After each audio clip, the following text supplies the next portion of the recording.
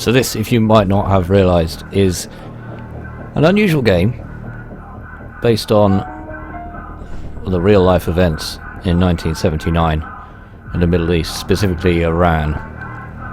I know a little bit about this because I like my history, but I imagine that most people probably don't, and as a game I guess it wouldn't appeal to that many people. I mean, why would it? You know, Middle East, just one of those funny old countries where people just eat kebabs and pray to Allah, but like most people don't have an interest. Most people, I guess, don't really understand or want to know. I think it's fascinating. I think it had a huge impact on world politics for reasons that I will elaborate upon depending on how the story unfolds, based on my admittedly limited understanding. But let's get right in and start to play 1979, The Revolution.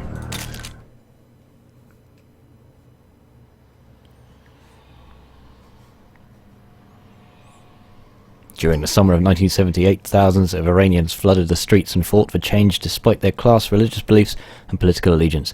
The protests erupted into a bloody uprising against Iran's self-appointed king, the Shah. What you are about to experience is based on real stories, real events and real people.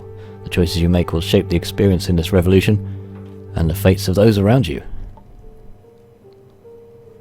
Chapter 1. So we're in a safe house in Tehran, which is the capital city of Iran, just in case you were wondering. The basic premise is that I'm Reza. If you're listening to this, nope, dialogue. Receive my package. Unfortunately, this will be my last drop, as I've been forced into hiding. With the U.S. hostage situation, it's become unsafe to get anything out of Iran. You must get these to the press immediately.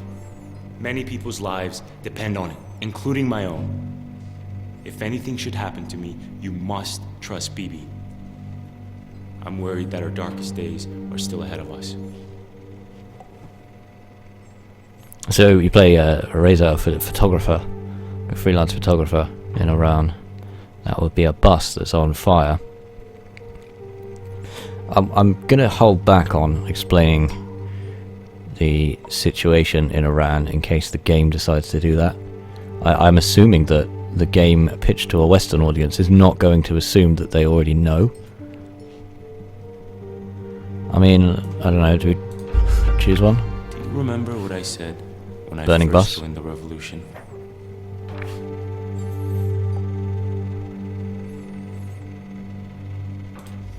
The only way to defeat this violent regime is through peaceful protest. They found us! Bibi, what's going on? Quick, grab the plans, we need to go now!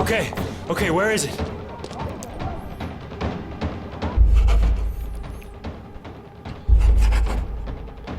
Find the plans before time runs out.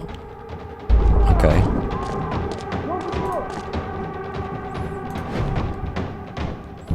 I'm guessing I shouldn't have those. Oh, that was good. Okay, I got it!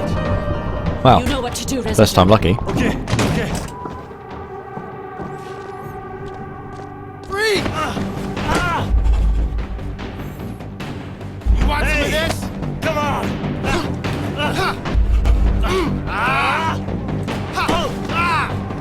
Not sure what's going on. Getting my ass kicked.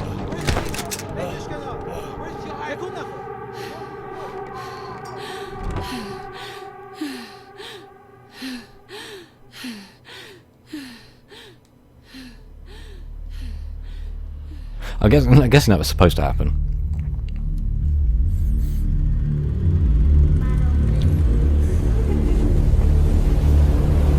Iran, because of the great leadership of the Shah, is an island of stability in one of the more troubled areas of the world.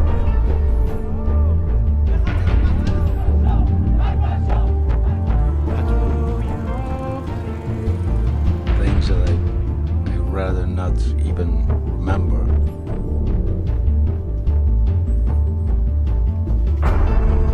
That day I wake up early and I went to Objadi Square. The split in the revolution is already open and threatens to become wider and more dangerous. Basically, we believe in the same principles, in the same ideals. Violence in Iran has escalated sharply in recent months. The main targets have been cinemas, nightclubs, fashionable restaurants.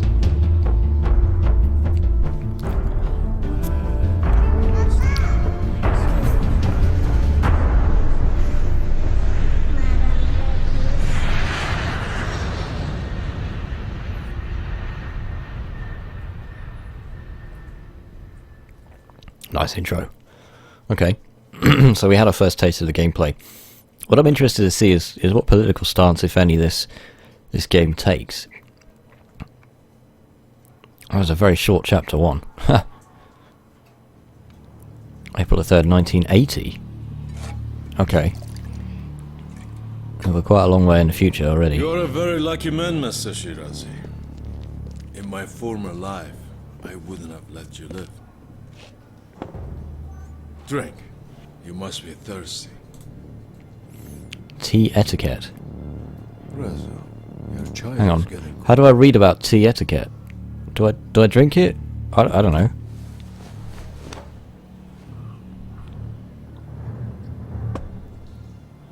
good. You won't forget this. Well, you won't forget whether I drank the tea or not. This could be a very unpleasant place.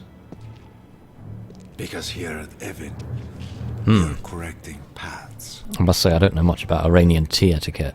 Uh-oh. Oh, I clicked it. Ah, I ran out of time. You will learn not to disrespect me. He's not a very nice man. He's got a very nice beard, though. You were one of us. We fought side by side to overthrow the Shah, that Western puppet. What changed? Did we really fight for the same cause? When did you lose We your don't get a lot of time here. Instead of helping the new regime, you masterminded horrendous acts of violence against us. Are you ready for your redemption? I can save you, Reza. No. You should save yourself. In the eyes of God, I am saved. Wow. Okay. Open it. Go on, open it. Or are you afraid to confront your past? Your photos rallied our nation to rebel against the Shah. But now, they are being used to identify those who plot against our new Islamic government. Good, Aferin. Show me an act of good faith, and I will be fair.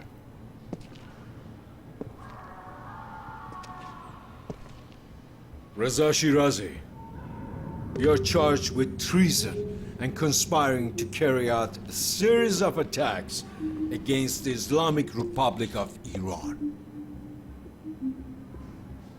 How do you plead?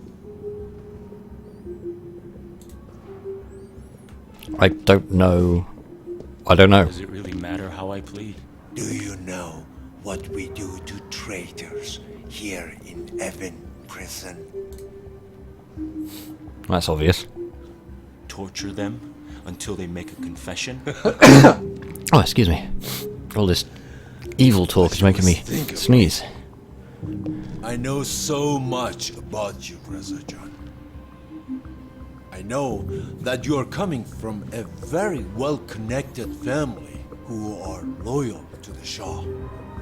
And I know about your Savak brother Hussein. Leave my brother out of this. I know that upon your return from Germany, you joined our fight against the Shah, despite your family's wishes. But what do you know about me? Nothing. Do you know who I am? No. Better not say the devil. You are the interrogator. I see. My name is Asadullah Lajavardi. But you already knew that, didn't you?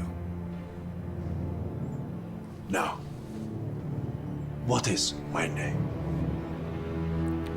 You just told me your name.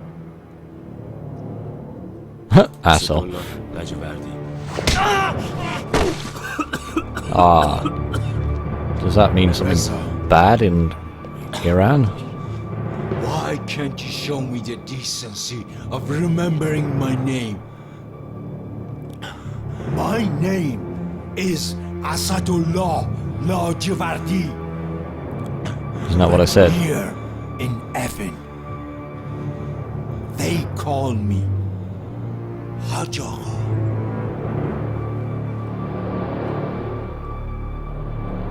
Now, Again, what is my name? I don't get it. Hajj Agha. Hajj Agha. See? That wasn't so difficult. Okay. Get up! Sit!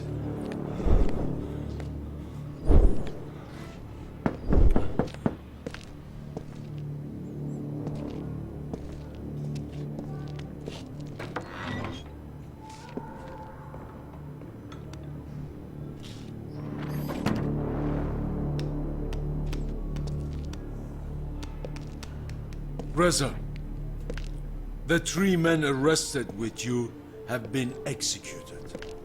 They confessed. They told us everything. We found your plans to bomb the Revolutionary Guard's headquarters. Your sources are wrong. See, I don't know at this stage. Don't know if I'm telling the truth or not. Do you know what this is? It's a big stick. Of course you don't. A city boy like you has never had a use for a cattle prod. Take it that's electrified. Now.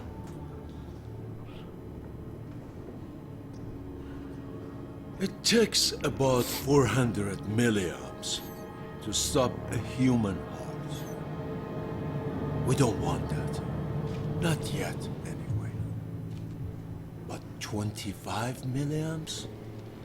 That burns you from the inside. It could damage an organ if I'm not careful. You better be careful then, haven't you? But you have been such a good guest. This might not be necessary.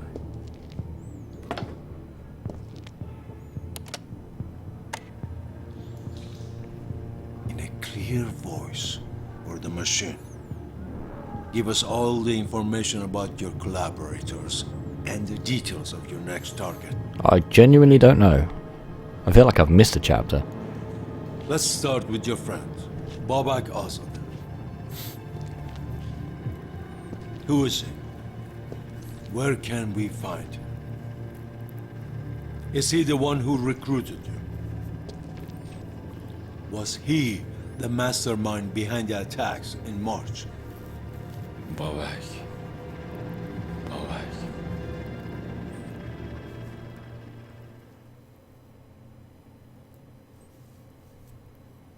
Okay. That's an odd place to cut it. Here you are, Babakjan. Merci. Ta farda. I take it this is a flashback, What are is you it? doing? Chikar mikoni. I know I'm good looking, but save your film for something important. Every image has a story, Babak John. And today, right now, Okay, every it's picture 1978, But I okay. have plans for this picture back in Germany. counts. Oh yeah? That's nice of you, Reza John. Oh, not for me, it's for Hannah. Hannah? Hannah kiye? Oh, you're gonna like her. She's got a thing for Iranian Oh guys. yeah, واقعاً? Yeah, man. I told her about you and your legendary disco moves. John Travolta Baba has nothing on me. Nice. Here, And shit, what's this? listen to it, Reza. Gush kon behesh. It's Khomeini's latest speech, and it just came from France. A new Iran is coming, Reza John, and I'm here to help spread the word. Oh yeah? How did you get your hands on Oh, it? Baba, you've been away too long. You forget. I have my ways. Babak, what are you so worried about? They have eyes everywhere. And these cassettes have become the voice of the revolution and therefore a threat to the regime. Now take it, Baba. Yeah. You know you want to. Okay, I'll take it. Trust me. You're not gonna regret it. You think what's on this could really make a difference? Come on, Reza. Let's change Iran. I'm here to take pictures, not choose sides. Everyone takes a side. Okay? Everyone. It's just words, Bobat. Maybe to you, it's just words. But to me, it's words that have never been spoken out loud before. The time is now, Reza John. To me, fami, you know this. That's why you're here. Bashi, okay. I'll give it a listen. I mean, that's all I ask. Okay? But keep it hidden. And whatever you do not listen to it at home. I don't even want to imagine what your mother would do. You're still scared of my mother, huh? And you're not? Good point. Okay, Baba, Bia, let's get a better view. Bibi wants you to capture how big this is becoming. Who's Bibi? You're gonna like her. This is all because of her. See why I told you to save your film? This is incredible. This is the future of Iran. This is our future. Start taking pictures.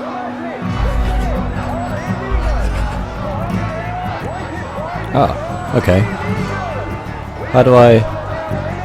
I never thought I'd see the day the show... Hey, can you read what that says, Reza? No, because it's out of focus. But to me, they were victims.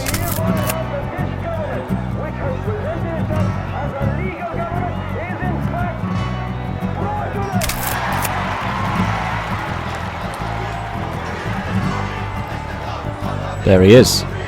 Pictures of the Ayatollah. Looks like Khomeini, right?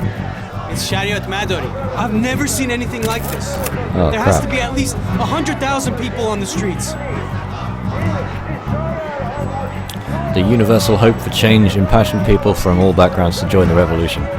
In early September 1978, 500,000 protesters marched through Tehran. Okay, so let me tell you the limited amount that I know about this political situation while we have a break in the dialogue. So that might be a little bit loud with all the chanting in the background. So this is a time when Jimmy Carter is president in the United States and Thatcher is in Downing Street in Britain, and Iran, or you know, as it was in times past, Persia, been under a monarchy for 2,500 years. They called him the King of Kings, the Shah. And the Shah, it was getting quite old, but he was kind of encouraging Iran to become more Western, more capitalist. Western values were creeping in, and there was a lot of corruption in the country, or at least the people there felt that there was. And they basically, we saw this police scene earlier on with the guy's just basically getting attacked by the police, Reza, and he expelled a cleric by the name of Ayatollah Khomeini, and he had to flee to Iraq. But he was very much in favor of bringing around an Islamic government, like a fundamentalist sort of. I don't know if it started out as fundamentalism, but he was expelled to Iraq, and shortly before the revolution, Iraq basically said, we don't want him, he's causing too many problems here. He was acting as a sort of a puppet, still getting messages to Iran, building up his support, and Iraq said, look, we can't, this is a time when Saddam Hussein was in power in Iran. He said, well, basically, you've got to get rid of him, you've got to make sure he goes somewhere else, or we can kill him.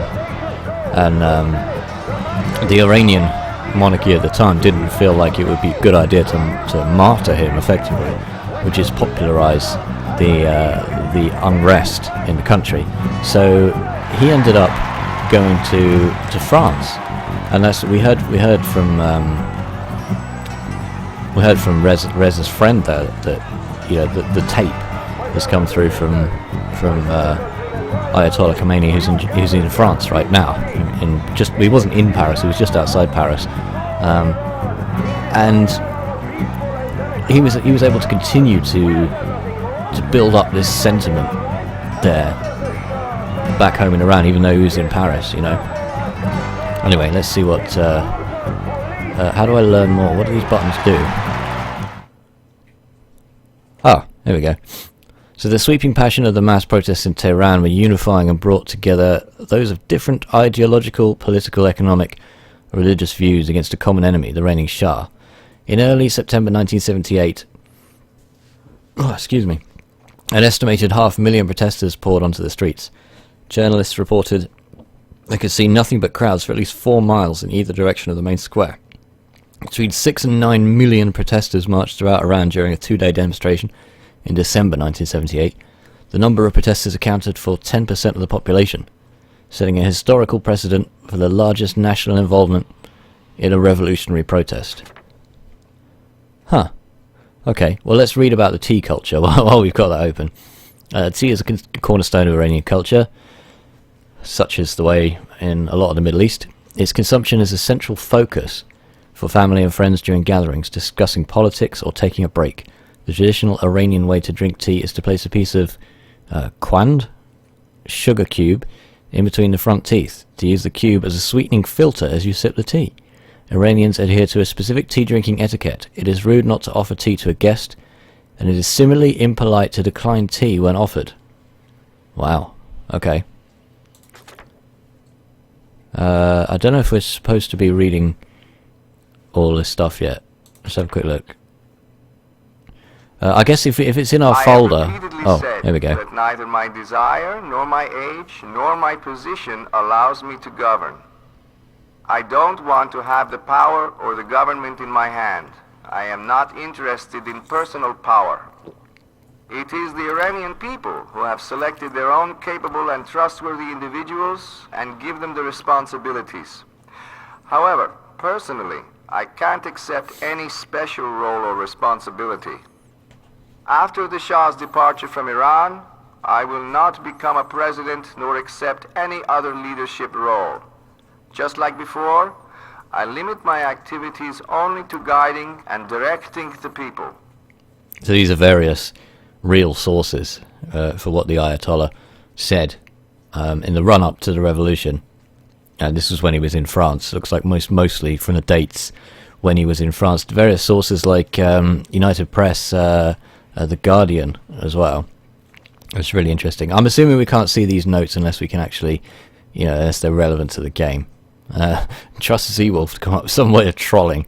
So basically, you're drinking tea all day, every day. So I imagine like every time, if Zeewolf was like in Iran, he'd just have people over and just constantly like when they finish a cup of tea, he'd be like, "Would you like another cup of tea?" And then you're not allowed to say no because it's impolite. So you're basically like, you got a sugar cube stuck in your mouth for the whole evening. You can't do anything about it. Yeah. Trust you, Zeewolf. Alright. So we can't go any further forward. So this chap that we met, the Butcher of Evin, based on a real person, a scorned prisoner of the Shah's regime and member of the Islamic fundamentalist group Fayyadani Islam, Azadollah Lejavadi, acted as Evin's prison warden in the early 1980s. Over 7,900 political prisoners were tortured and executed in his 4 years of wardenship, 2,500 of which he was personally responsible for. Lajavadi took pride in his handling of inmates. He brought his family to live on Evin's premises and called the prison a converted university or ideological school where prisoners studied Islam and learned their errors. He was later removed from his position after complaints by other Islamic officials of his unusually harsh and excessive torture of inmates. Alright, so after the CIA orchestrated the 1953 coup d'etat that placed the Shah in power, the US helped establish a secret police that came to be known under the acronym SAVAK. CIA operatives were sent to Iran to train the next generation in interrogation, surveillance, and torture techniques. In an effort to extinguish any critics of the Shah's regime, SAVAK subjected many brutalities upon the people who voiced opposition.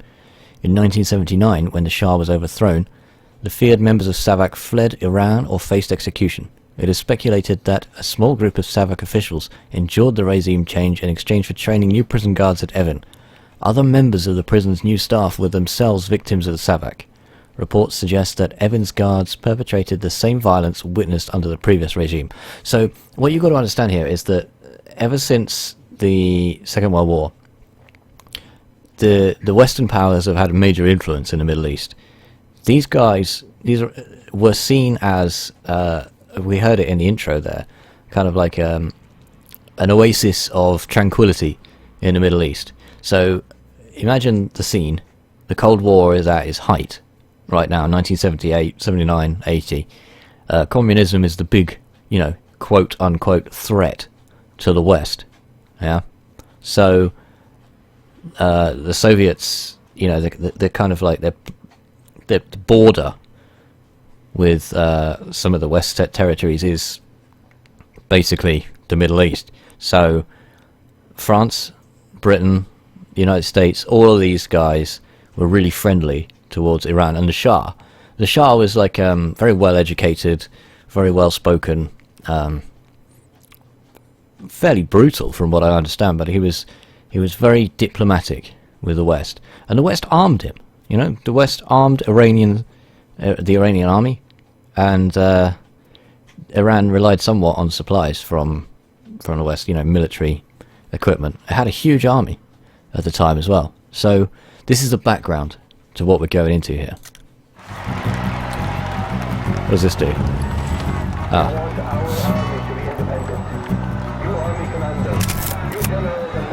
I don't know what I need to take photos of. It needs a less bouncy camera though. Oh, here we go.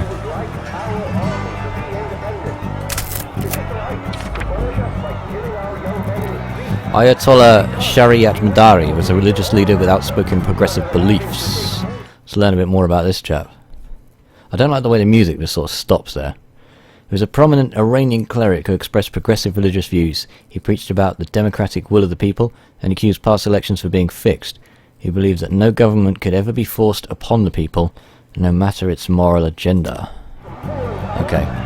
This is not the same guy as the guy who's given the tape. That's Ayatollah Khomeini. So I've basically got to, when it's green, I guess that's where the information is. So here's the king's statue. The revolution successfully abolished Iran's 2,500-year-old monarchy, reshaping the course of the nation's history. The Pahlavi dynasty of Iran, Mohammad Reza Shah, and his father Reza Shah, reigned for over 50 years. Their combined reign was just a blip on the timeline of Iran's 2,500-year-old history of continuous monarchy. The abolition of the Iranian monarchy marked a tremendous turning point for the people and politics of Iran.